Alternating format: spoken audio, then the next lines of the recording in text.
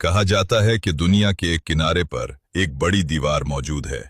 ये दीवार इंसानियत को बड़ी तबाही से बचा रही है। ये आम ईंटों की दीवार नहीं है, ये लोहे और पिघले हुए तांबे से बनी है।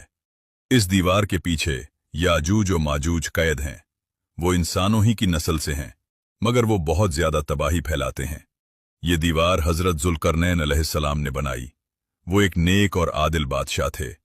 उन्होंने कमजोर लोगों की मदद की। लोहे और आग से दीवार मजबूत बनाई गई। याजूज और माजूज उसे तोड़ न सके, वो उस पर चढ़ भी न सके। ये दीवार कयामत के करीब टूटेगी। ये सब अल्लाह के हुक्म से होगा।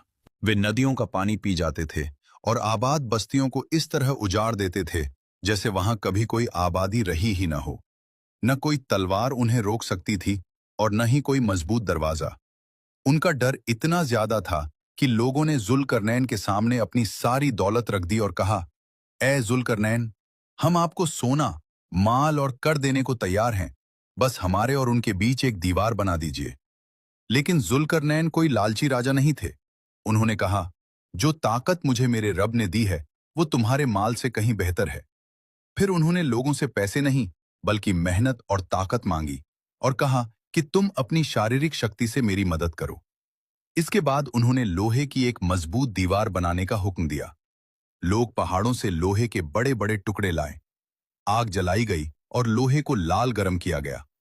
फिर उस गरम लोहे पर पिघला हुआ तांबा डाला गया, जिससे दीवार बहुत मजबूत हो गई।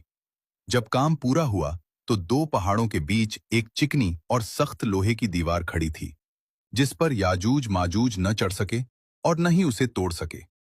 इस तरह वे दीवार के पीछे कैद हो गए और लोग चैन से रहने लगे।